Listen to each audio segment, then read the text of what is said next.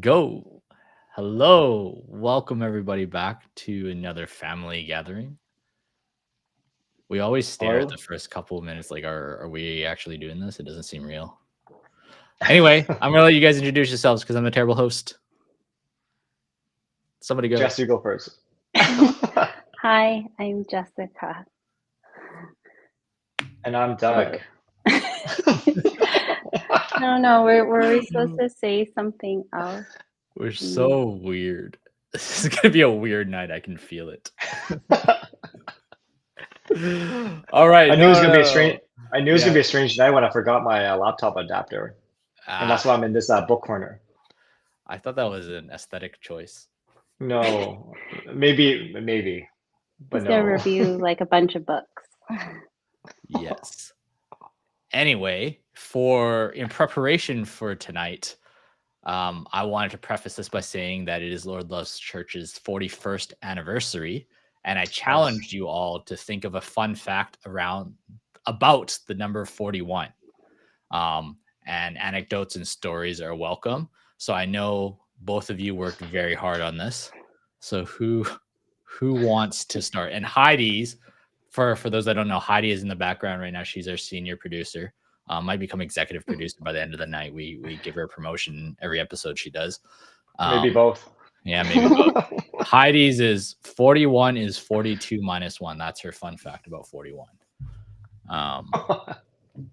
Yeah, I don't know if you guys need a second to refrain your thoughts. So mine is 41 was the first jersey number by a local basketball player, Kelly Olynyk, drafted 13th overall, and who knows when. He's a very tall man with very long hair. His hair is not as long as his height, but he is a very tall man. Played in the basketball league for about 10 years, and I once played basketball with his backup, and he was at least 8 times better than me. And so his backup was 8 times better than me. So, yeah. And he was normal sized, not 7'1" playing point guard. What's considered normal size? I don't know, like 5'10", 5'11", maybe. Right. Like you don't have to hurt your neck to look at them. When I think of 41, it's one more than 40. Right. So that's just Heidi's fact. Yes, but I'll take it. My angle is one more than 40. So year 41 is the Israelites entering into the promised land, right? So they're in the promised land. So that's kind of one thing I'm thinking about. Another thing I'm thinking about. They're 1 year into the promised They're land? in their first year of the promised land. Okay. Yeah, that kind of. That's really impressive. Yeah. That's really deep because that means that's like the first year of like post. What do you call it? Exile or exile? Yeah. Oh. And then the other one is more in the MLB. 42 is the only. So 42 is one more than 41. So it's like every year, 43. Yeah. It's 1 year more than 42. And then 42 is the only number retired across all MLB teams for Jackie Robinson. Yeah, the first black player in the MLB. So, yeah. Wow, that's 2. So it has nothing to do with 41. Really. Jess is like, what do I do now? Well, I Googled fun facts about 41, and one of the websites was like fun facts about the number 41 for kids, and it literally said, oh, it's 1 more than 40 and 1 less than 1 less than 42. I'm like, that's not a fun fact. There was like other ones that were like mathematical and everything. None of those are fun. I'm looking at your list. And I was like, yeah. But then what I thought about more was at least for people living in Vancouver, like 41st Avenue is like a really big main corridor. Like whether you're heading west towards UBC or heading east to Burnaby, Metrotown, etc. And it makes me think of like taking the bus. And it, for me at least, it was always along 41st. So for me, I could take the 41 but now the 41 does not go all the way to UBC anymore. It stops at Crown. because now they have the R4, which is the rapid bus. So yeah, so I think about 41st Avenue, and all the different things that you pass. If you're just riding straight from like west to east all along 41st, you like see so many different neighborhoods. So yeah, I just thought of 41st Avenue for Vancouver. That's true. It is a big street.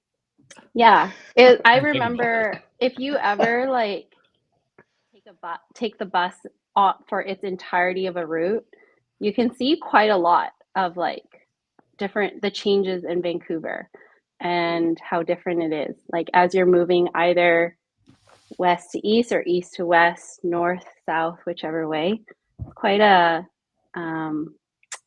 diverse city. Yeah. Is it true every street west of Main is a tree? Yeah. And then everything after east of Main is like people names. So I remember it was like my summer school bio teacher. He was the one that pointed out to all of us, like, yeah, every street in Vancouver is like a tree. And then that's when I learned, oh, Arbutus is a tree name, like that kind of thing. So yeah, we do like trees. Like oak, I guess. I guess that one's obvious. Mm-hmm. Is Granville a tree? No, but well, it's like I think a lot of names are also like names from like British like land title holding people or something like that. So is Douglas the tree or the land title holding people? Well, is Douglas like the person that decided to name that type of fir tree after themselves? or did people take the name Douglas because they like the tree? I don't know. I don't know. We should really be prepared with our deep dive in Wikipedias. All I know is Hanson's loving the bus talk. But anyway, great job on the 41 fun facts. So like the Israelites one is really interesting to me because like sometimes I like to sit here like I don't want to disclose how old I am, but I'm older than 33. And a lot of times I think about like Jesus living to 33 and how I've spent more years on this earth than like he did. And in the same way, like when we're talking about our church being 41 years old, it's like, okay, if we're out of exile, what are we doing with it? I think that's like a deeper thought that I'm not sure Doug meant, but it's in my head now and it won't go away. I usually just say things and leave. So make you interpret it yourself. Right. Yeah. So tonight I wanted it to be kind of a time of reminiscing. I hinted that we'd be going down memory lane a little bit. Just talking about, I don't think any of us have been at Lord's Love for 41. I guess it's tangibly impossible for us to have been there for 41 years, but we, collectively have been there for a long time. And so one of the first questions I wanted to kind of talk about, and if you're watching this live or you're watching this later, you want to jump into the comments of your first impression, we'd love to hear it as well. We'd love to kind of, explore down memory lane with you guys. What was your first time at Lord's Love? Do you still remember it, or is it like a blur? What was your first impression of Lord's Love? And I'll leave it at that. I do have mine, and I think it's not what people expect. But if you guys want to go first, go for it. Doug can go first. Yeah, you can go ahead. Okay. So I first came to Lord's Love. I was invited by Serena, who is at another church now, but she's Jocelyn's older sister. I was invited by her to come to an outreach event. It was the coffee house event. And so I don't remember what my first impression of the church, like when I entered the building, but I remember my first impression of like people whom I met for the first time. And I remember it being very, there was a lot of energy well, given it was like an outreach coffee house kind of event, and like historically these kind of events have like a very kind of like fun skit, fun play, different costumes and things like that. So there was that kind of energy. And so I remember it being very welcoming. That's also when I first met Doug. And he was wearing some like costume. I think it was like a very large suit or something like that. And I remember the first thing that we said to each other, he said, "Hi, I'm Doug." And I was like, "Hi, I'm Jessica." And then I think the first thing, then Doug said, "Oh, I don't normally wear these kind of clothes." And then I think I said, I forgot how it got to it, but then I said, "Oh, it's kind of like cartoon characters that have the same outfits and it's all like the same in their closet because like in cartoons they always wear the same outfit." And then I forgot, but I think that was like our first exchange. And I remember, I guess what was he wearing? He was wearing like a very large business suit, I think. I forgot. Very large business suit? Like it was very like baggy and stuff. Okay. I don't know. That's why usually has more slim fitting business suits. Yeah. So it was that era though, like, you know, Y2K kind of era, I guess. That was the trend. And yeah, so I guess like I remember how I felt, which was, oh wow, there's a lot of kind of high energy, I guess. But I guess it was also because of the nature of the event and stuff. And people were friendly. So that was my first impression, I guess. Like other things happened afterwards, like that led me to like stay, I guess, with the church. But then that was my first like interaction. And I guess it was the largest suit that brought you back. Yeah, but Doug is very he has a great gift of being very personable and has great like communication skills. So like even though he might have met you for the first time, I think he's really gifted in like connecting with you and actually listening to you. And yeah, so I think that kind of personal like connection in that way, or at least like, oh, I feel like we actually talked to, like he wasn't like pulled a billion other places. And it's the same with other people that I interacted with. Like it was like we were actually talking to each other and like getting to know one another. So yeah. Nice. Thanks for the encouragement, Jess. Yeah. Yeah. I'll share my first, it was 2002, that is, to be clear. 1902. 1902. It may be confusing. But it was 2002. And it was, I mean, long story short, my parents divorced, so I grew up with my mom's side of the family, so I don't know my dad's side of the family at all. But in 2002, through some family circumstances, I heard about some cousins on my dad's side, and those cousins were coming to Lord's Love. Were coming to Lord's Love at that time, and what the cousins were Caitlin, Stephanie, and Gordon. Just throw some names out there. Caitlin is still here, quite involved at Lord's Love. But I came basically to meet my cousins for the first time. So I came in. I remember sitting there waiting for the service to start. I was pretty early, and my cousins came in and knew some other friend I have from my high school, and then asked him, "Hey, have you seen my cousin? Is he here yet?" And I'm sitting right next to him, kind of thing, right? So that's how we didn't even know that we were cousins. Anyway, so that was my first time at the church, and then I saw a bunch of other guys from my high school. That's not too far away, like 10 minutes away, maybe by driving. That were coming to Lord's Love as well. And I remember having conversations with them and asking, "Hey, you guys go to church, right? You guys go to church, like you guys, this is your church, and like why are you holding back from me? I only have deep questions about life, right? I mean, I'm just waiting for Someone did share with me. But then my impression was, hey, there's a lot of other guys around my age from my high school, and so I ended up staying.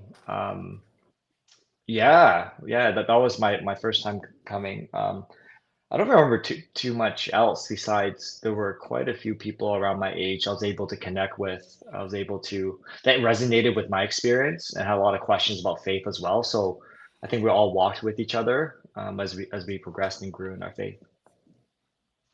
2002, so it's 23 years. Oh We're gonna It's been a minute. we're gonna go deeper dive into numerology again. no. All right, I'll go through mine real quick. So it's a little bit different from your guys, because the first time I went to Lord's Love Church, I think must have been like July, August 2013. And my old church was working with Evelyn and Queenie and Duncan on doing a short-term mission trip from Panama. So I feel like there's gonna be a recurring theme throughout whatever we talk about, and we spent some time talking about Panama last time as well. So the first time that I was physically in the building must have been like one of those early meets. And I don't know if you guys remember, like specifically 2013 Lord's Love, specifically like English ministry. I think we were in the basement at that time. At least service was in the basement. I'm not exactly sure because I wasn't there for service. I was just there for a meeting. And then I walked in through the side door from the side from downstairs of the basement. And then there was like the coffee corner, and like there was some bulletins, not bulletins, but like bulletin board of stuff. And my first impression, because I remember it so vividly, was like, wow, these people have really nice handwriting. And that has stuck with me for I guess 12 years, because I still remember walking in and being like, these people have really nice handwriting. I wonder who wrote it. And I have some guesses. I think it might have been Evelyn. I'm not sure. That wrote. I think so. Majority of it. Yeah. That wrote all that stuff on there, but like that was a very vivid like first impression. Also, the coffee corner sounded nice. We no longer have coffee. We have a coffee place, but it's no longer a corner. So there's that. Maybe we need to bring back coffee corner. I'm not sure. Why not a whole shop? That's another topic. Yeah, that is another topic. I'm talking to someone tomorrow about robot baristas, so stay tuned. Robot? Yeah, I don't know if any of you have been to I'm tangenting completely here, but I've seen videos. Have you been to Muji on Robson Street, like the stationery store, or I don't lifestyle store? I don't know what kind of store they are. Well, I've been there, but yeah. So inside Muji on Robson, if you like walk in and go to the far left, they have a coffee shop in there, and it's run by a robot. And a robot makes your coffee with like latte art and everything. Like, and then they take it. But I think they ask for tips, but like I don't I don't believe in robots. Tip a robot? I think it just goes to the company or Muji or whoever. Like the operator. Yeah. Anyway, so I digress about the robot coffee, but thinking back to the person you were back then. So we're talking about 2002. Just sorry, I forgot which year you were. Was it like 2010, 2008, something like that? No, it was before that. It was during university. So yeah, you do your own math. We've had enough of numbers and math in this episode. I actually, don't remember. But thinking back to the person you were back then, how have you changed? We just went from talking about robot coffee to like going very deep, no in between. That's the type of conversation we always have. Yeah, and then we're gonna jump back into eating apple cores and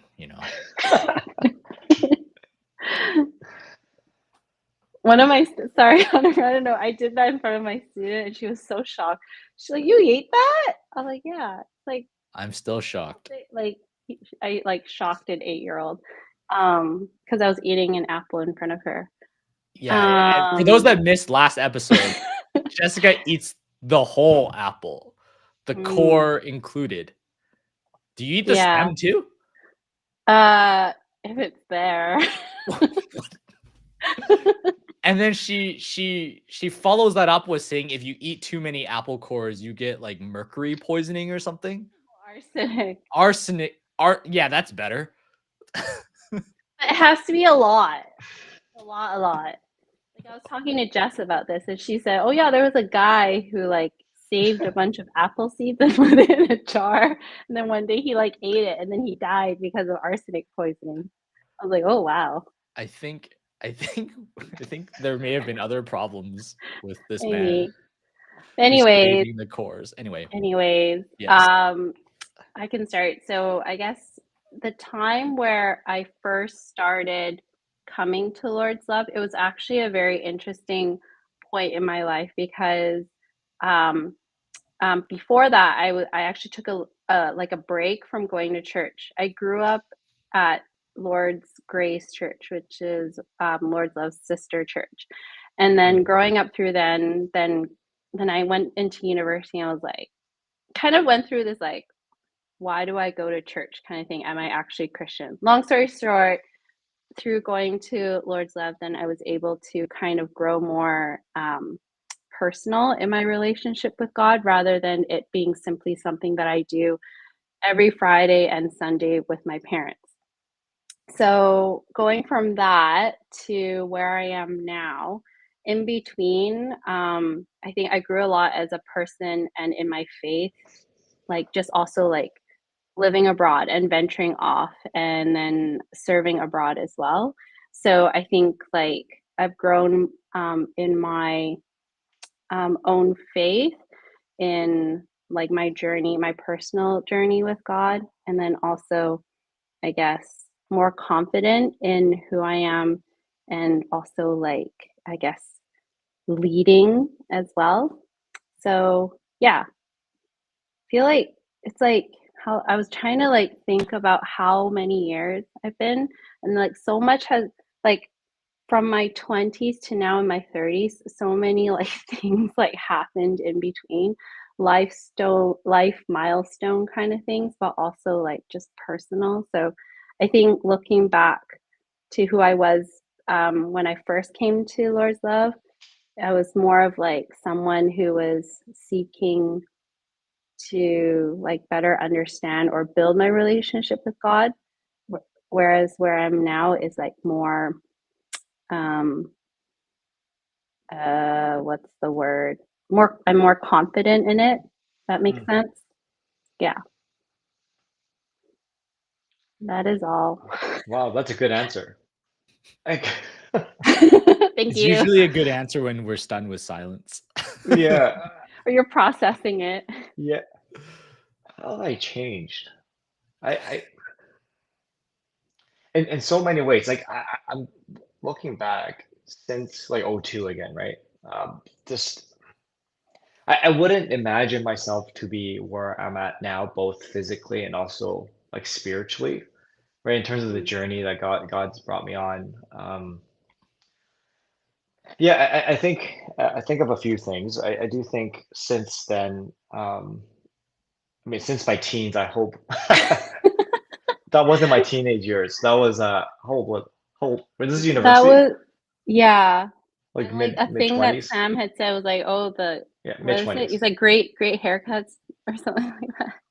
The haircuts are super cool. Like I'm not saying that like sarcastically. Yeah. I think Nate's haircut is the exact same, I think. Your glasses are definitely Yeah, different, Doug. I was looking yeah. through all these like past photos and stuff, and I was like, wow, yeah, our hair has evolved over the years. So for some context, this was one of our life groups, and we went on a little retreat ourselves, just south of the border. Was this in Bellingham? I can't remember Blaine, exactly. Blaine, Blaine. Yeah. yeah. And then Um, like I think we did something very irresponsible. I think we like sprayed something to make that more boom, perhaps. I don't know. And yeah. we raised our hands because our group, our life group, small group was called Ole Man. And it came from because Gabe it was through some conversation, like, and Gabe said, "Yeah, ole man," and we're like, "What?" Like ole, and he's like, "No, it means raise your hand," and you're referring back to some sort of like French teacher that he had. We found out in the end it's supposed to be leve la main or something like that. Anyways, yeah. So this was, Yeah. I think this is when, I don't think you decide to go, you at this point you I don't hadn't remember. decided to go into, we were all doing our undergraduate degrees, right? Right, Still. right, So you were right. still I doing geology, Yeah. geography. Physical geography. Yes. Yeah, yeah, Yes. yeah. Yeah. This is, But yeah. So at this point, you like, this is one area that, yeah, that mm, has shifted throughout since now. right. Now you're a doctor and a reverend. Okay. Oh my. Well, okay. I think as you're speaking on that, like it reminds me of how I think through since my teen years all the way to now, it's a reinforce. It's first a discovery and then a reinforcement of what my identity is. Right? Like it isn't in the things of the world, and it really is this learning how to grow my roots deep into my identity in Christ. So I think that's Mm, one of the biggest things that's changed. Where I mean, I'm still human, so I still feel the pressures and all of culture, like all of us do, and it's just the pressures of life. But I think I'm becoming and learning to be a little bit more cognizant of why I'm feeling the way I'm feeling and what pressures do I feel or am I experiencing in the moment? I'm also becoming more aware of my decision making process in all things, right? So discernment, decisions, like how did I come about making certain decisions? Whereas before, really in my teen years, like I was really rocky and unstable. I would just be like, well, whatever the popular opinion is, right? Like whatever people are doing, like yeah, just go, you know. But it was for me, and I know some really mature teenagers, so I'm not just saying that about teens in general, right? But it was mm, just for me at that time, my roots weren't very deep, and so without the roots being deep, I think my character also wasn't very formed. So I leaned on a lot of godly men and women that supported me along the way so that I could grow. Um, yeah, I don't know if my humor has really changed. I'm thinking of this picture now, like, I think it still comes out every once in a while. Yeah, but it's just the outlook in life. Yeah, that's changed the most. That's coming from my relationship with Christ. mm. Do you think that's something that and maybe that's for both of you guys, like the changes, and especially the positive changes that you're seeing in yourselves, is that intentional change or is that just come with the passage of time? Mm. Or is it something that, whether it's in your relationship with God, that kind of maturity that comes with discipleship, or frankly life throwing you some lemons or whatever fruits you want to Mm. describe? Not Mm. going to talk about apple cores again, but like what would you kind of refer to those kind of changes, especially the positive ones, right? Mm.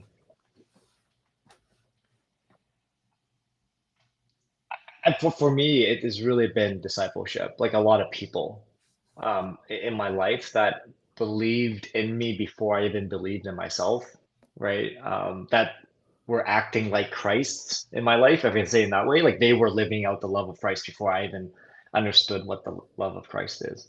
I was actually, both Jess and I, Jess was serving in the preschool at the Yeah, camp. yeah.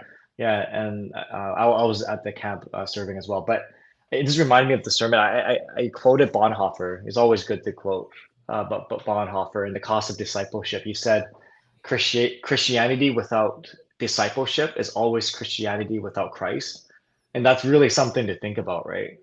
So the discipleship aspect, the one-on-one life, people having those deep conversations where they both encouraged me, shared my burden, but also corrected me. Right? There were moments like, "Hey, Doug, like maybe that's just another way to kind of think about this." Hmm. So really, I can't take any credit, much of it, for how I am here. Yes, there were like my own decisions and actions and my own free will that I made, but there are a lot of people and circumstances that I couldn't. It wasn't like I thought about it, right? Or there were people that came into my life and circumstances that happened, both good and bad, that shaped me to who I am today. Cool. Yeah, similar. Like, I think when you said like positive changes, I think a lot of positive change that happened to me was through when there was like really those lemon moments, like where like adversity or challenges, and then just people walking alongside with me during throughout all of that. And then it's like through those kind of live experiences that like were very formative, and then also inform how I react when maybe not the same scenario, but like similar kind of circumstances that would prompt me to like, oh, this is like this is what I need to rely on, or this like this is the decision, or this is the way I'm gonna go, or this is how I'm gonna think and react in this circumstance. Because then I remember back to how God delivered through that time. And it's like in those moments you have your idea of like what would be a good resolution to whatever situation, but then however God delivers through that, it's like beyond what you would have imagined would have been the resolution. It's actually like way better. And then as time progresses, then you can kind of see like through retrospective, like see how actually that was like way superior kind of thing. And like echoing what Doug said, just like a lot of people who journeyed with me, or like stayed in touch with me, or like really invested in uh, demonstrating and leading a very like godly life that I can like learn from as well. Like a lot of different people like along the way in my journey. But I think throughout all the years, like what I want to give out a shout out for is like Doug and his family have like journeyed with me like beyond Vancouver. Like wherever I went around the world, they like continually like stayed in touch with me, prayed for me, checked in with me, which I really appreciated.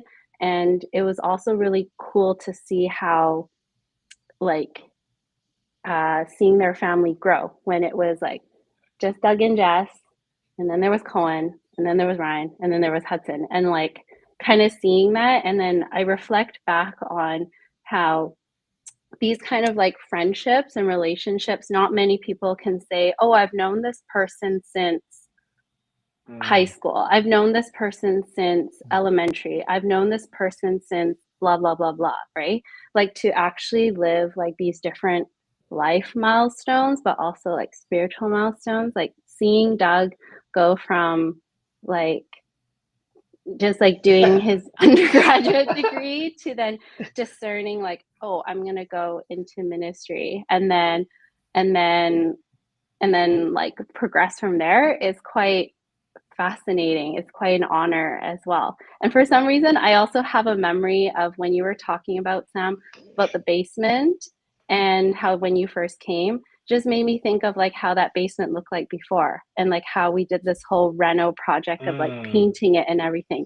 And I remember it was Donna, who is now at another church, but she was like, she really spearheaded that of like, oh, let's repaint this, right? Because for her reaction when she first came in, she was like, oh my goodness, like, what is this, right?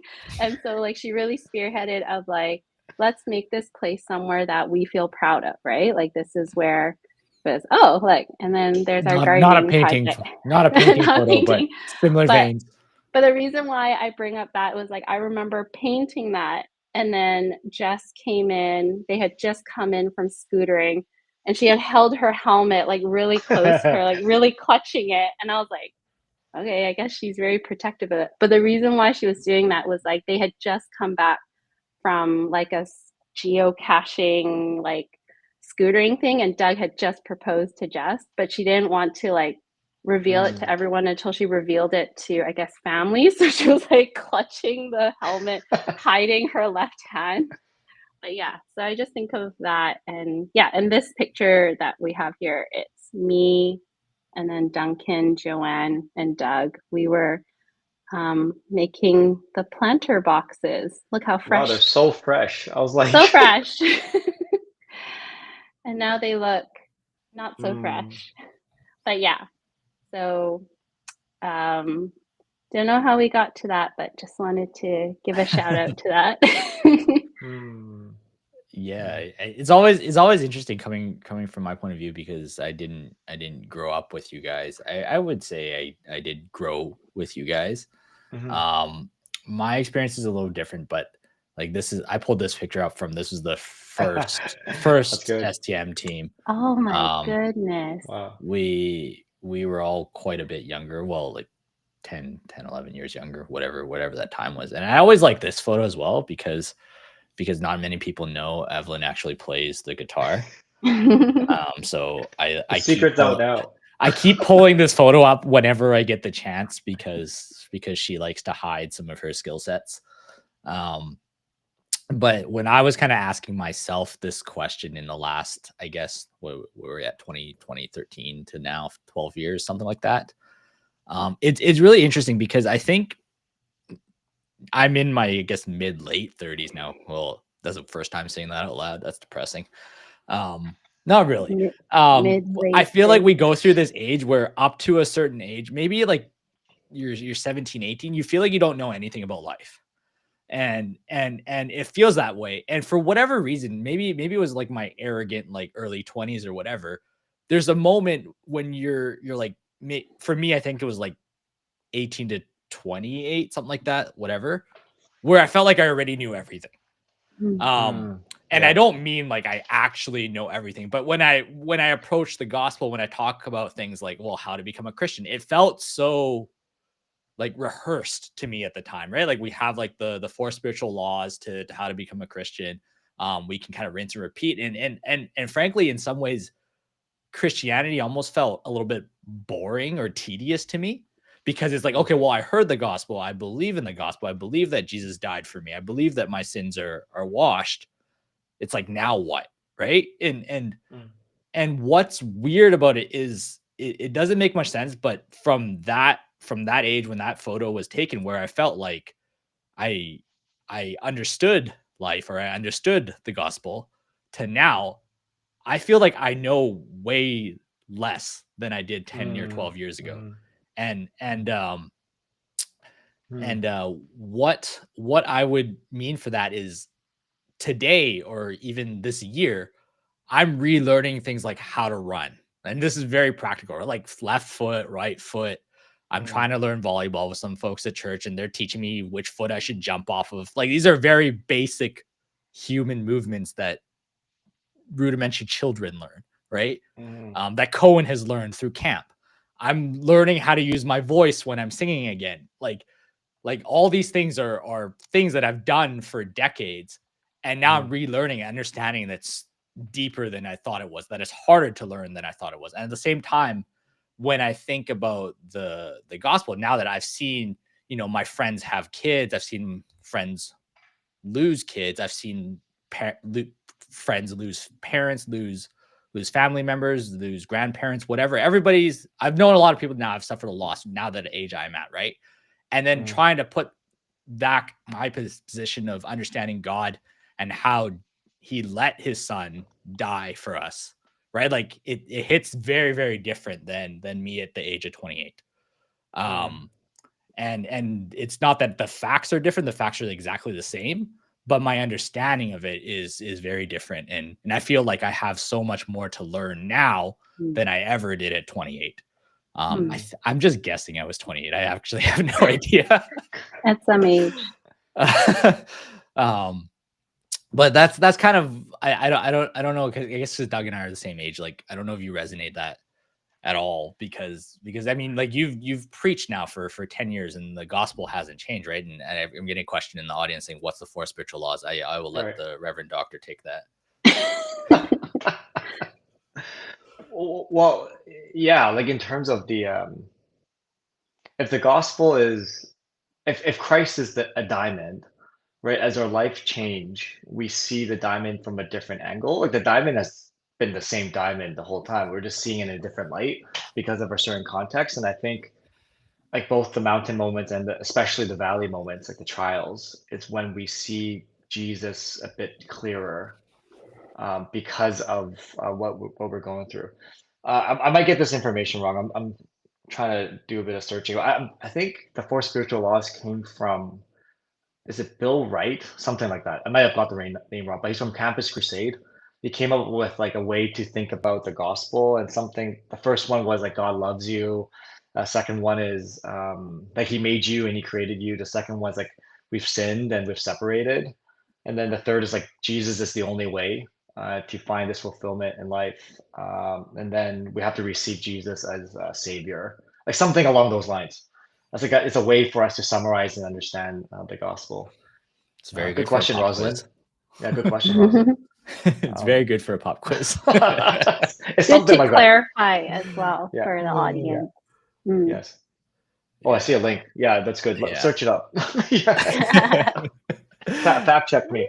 Yeah. No, I think you got it. Okay. But yeah, so trying to kind of move things along, like how have you seen, not just us as individuals, but how have you seen God change our church? Oh, wow. Mm.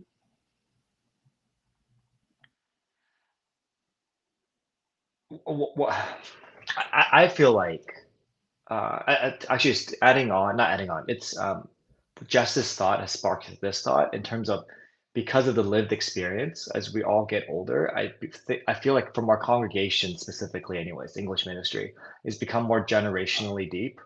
Maybe not very deep at all generations, but there is more of each generation, and we're learning from each other.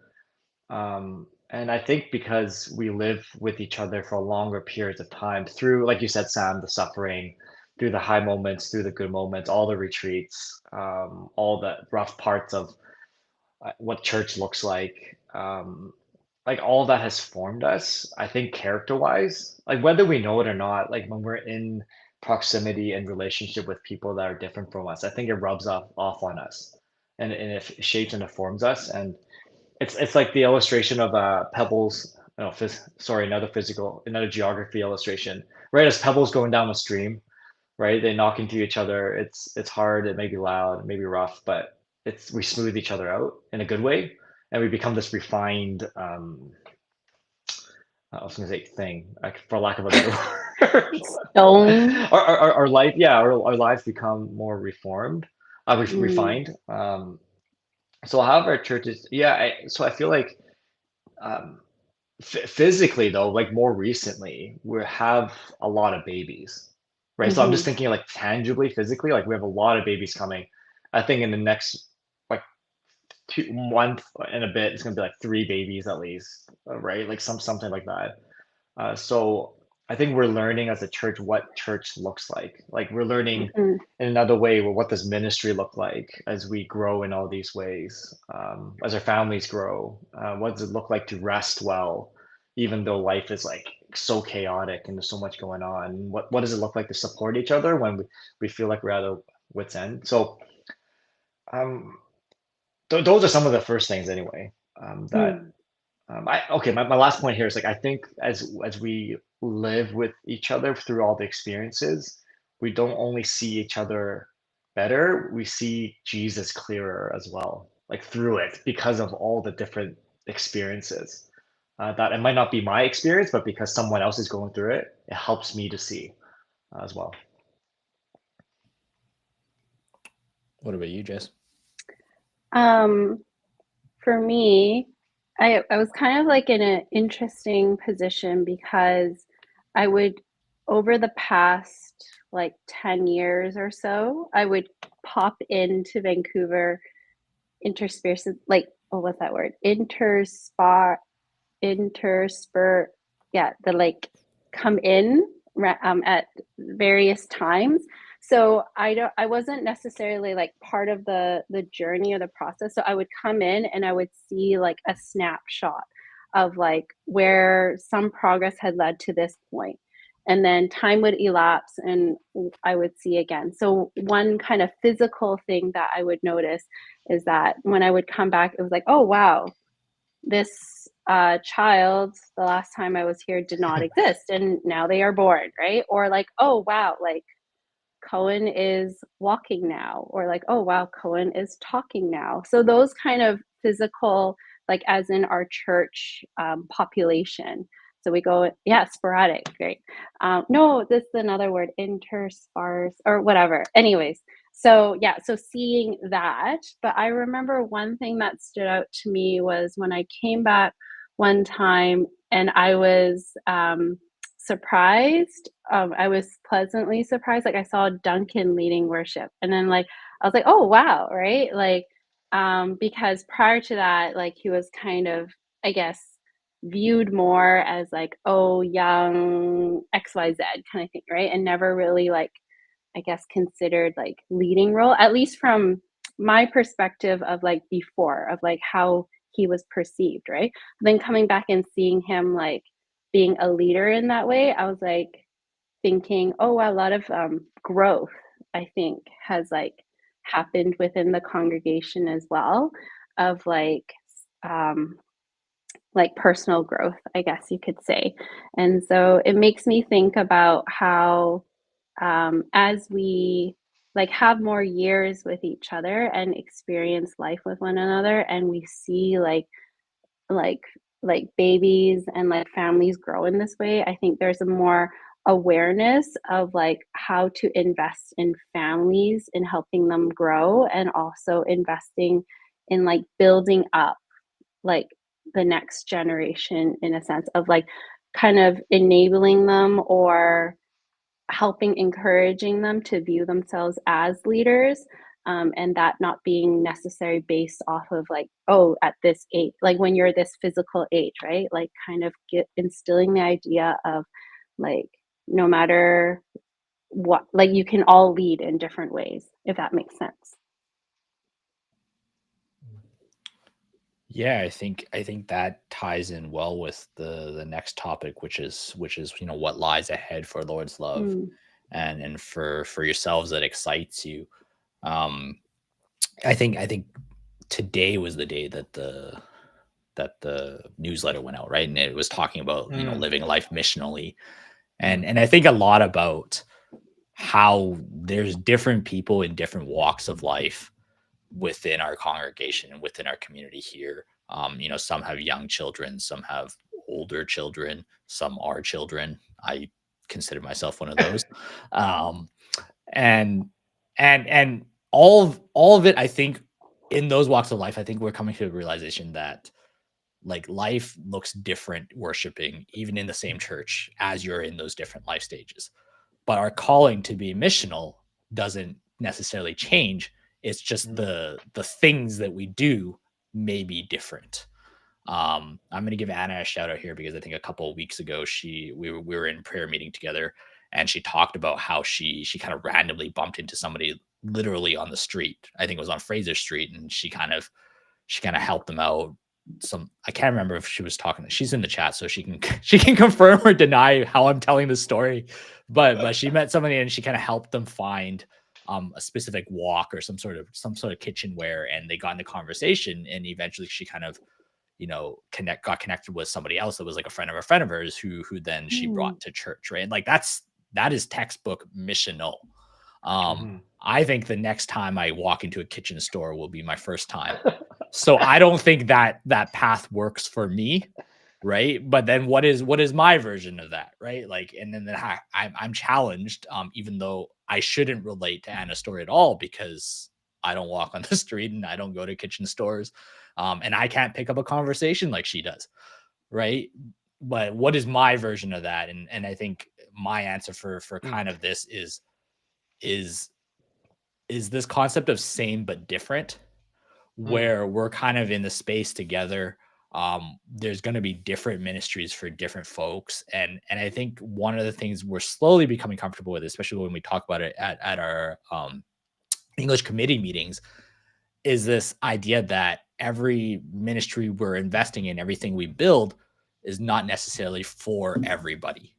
And I think that's a lesson that is weird to learn because I think the gospel is for everyone. And I think from a high level, mm, when we're a church, it's like, well, we want to welcome everyone, right? But if we're looking at a toddler ministry, well, that's not for everyone, right? That doesn't make it any less important. And I think from my perspective anyway, we're starting to become okay with those types of things, right? If we're having a men's ministry, we're not excluding other people, but really it's laser targeted towards a certain need that we see.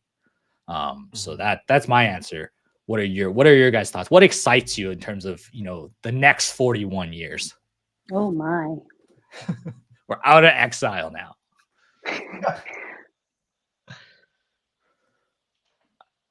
What excites? So it was mentioned in the newsletter that we're looking at what's the right word?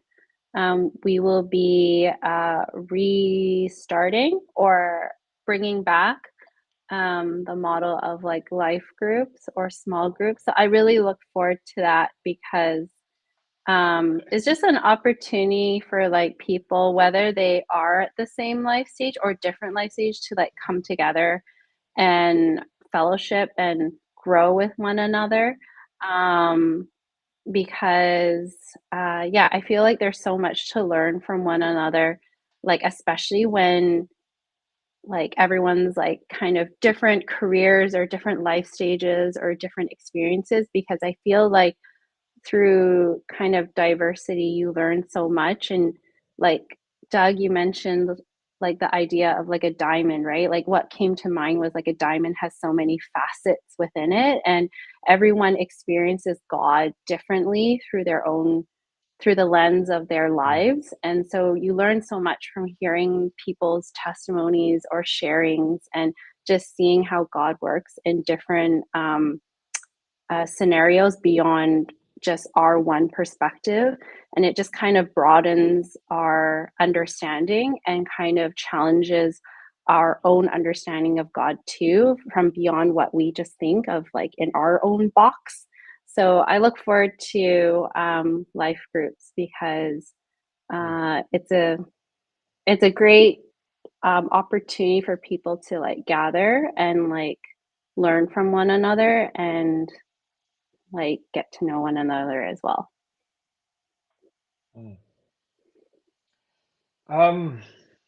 Mine is less specific in terms of looking at which is good what you shared, Jess. I'm thinking about, I think what lies ahead that excites me, it's living life, and that's very general, but this helping each other discover uh, their own ways to live out their faith.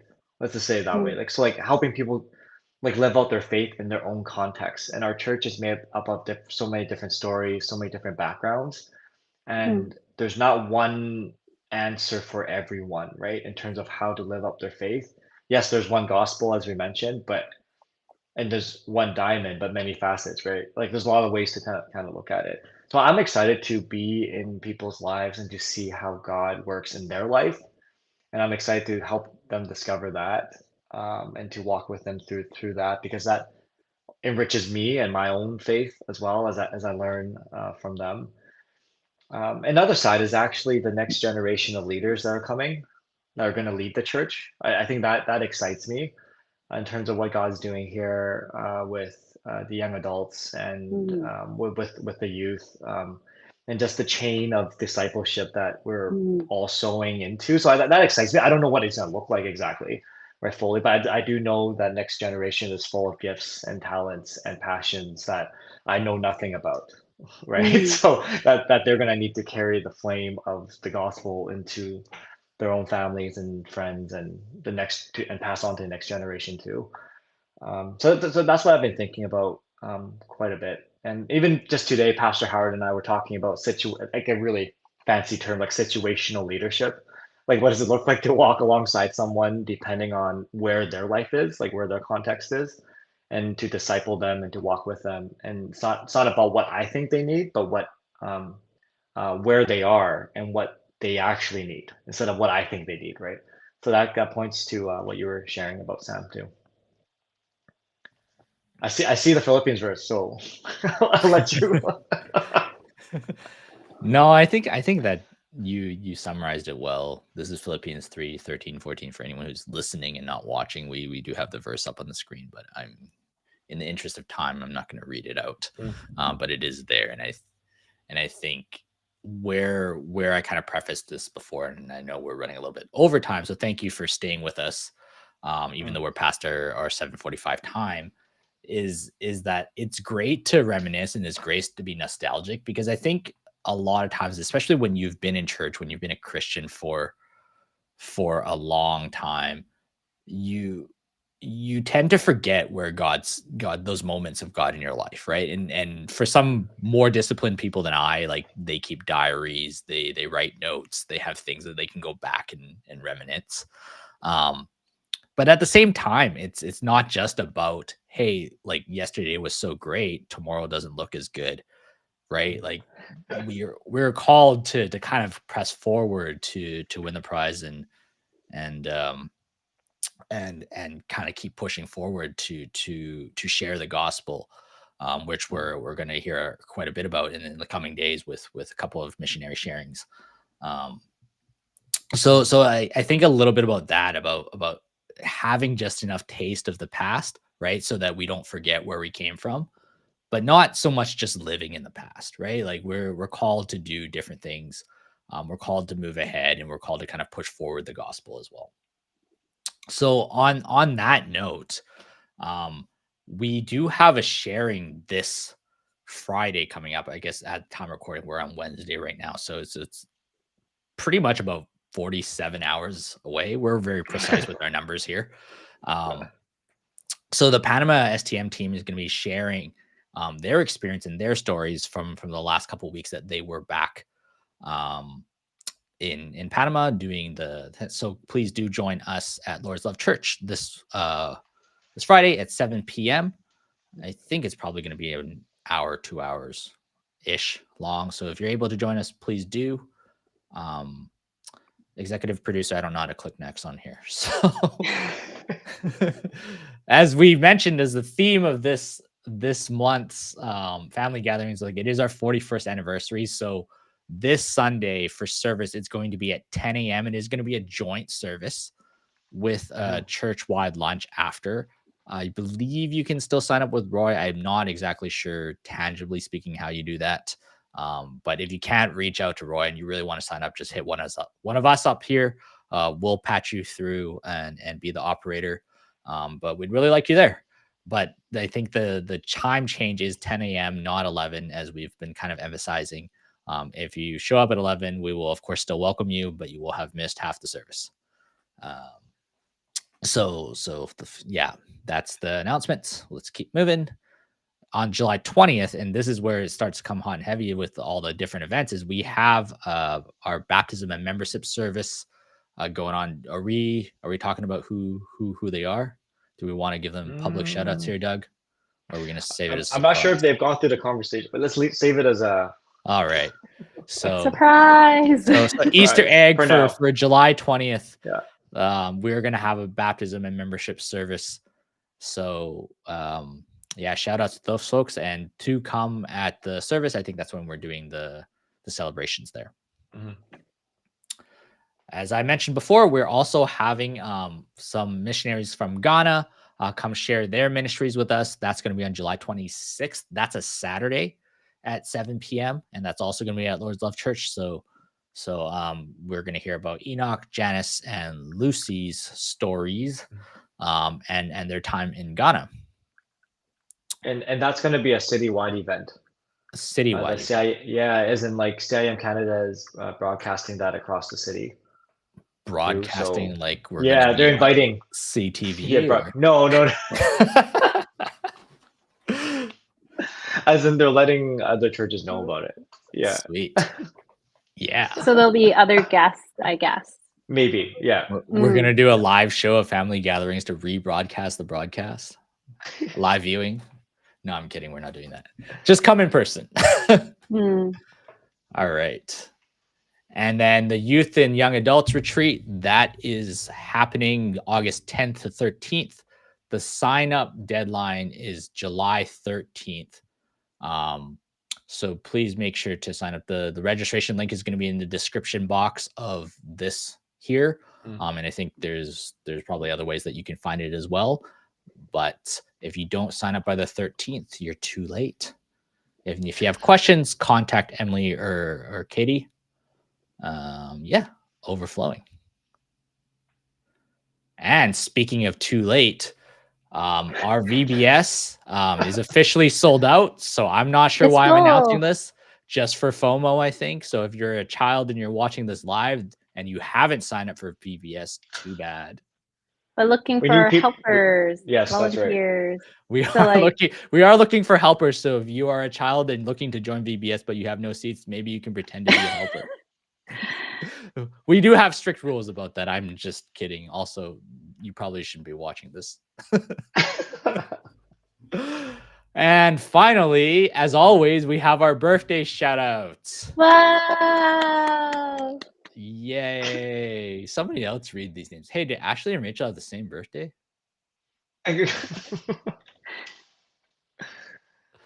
All right. No takers. I guess I will read them out. Okay. We have Thea and Evan, and you guys take the next balloons. Celia and Penelope. Bella and Bruce. And then Jocelyn and Ava. All right. Happy birthday to everyone. And Ashley and Rachel. Yeah, and Ashley and Rachel. And Ashley and Rachel. They have the same birthday. What a coincidence. I would have never guessed. All right. So that comes to our end, and we're right at 8 o'clock actually. So we're not too over time. The next family gathering, Heidi, I'm gonna need you to confirm this because I don't trust my own eyes, is August 13th. I've had a tendency to preface this for the last like 4 episodes to say the wrong date for the next one. So August 13th was double checked by Heidi. To be the correct time, and she has now double confirmed that it is indeed the correct time, August 13th at 7. Yes. Thank you very much, our executive senior producer Heidi. Promotion approved. Promotion approved, and next month we'll see what position she gets then. But any last words before we take off? Good night. Yay. Good job, team. All right. Thanks everybody Sam. for joining us, and have a good night. And yeah, we'll see you next time. We'll see you on Friday, 7 p.m. Yeah.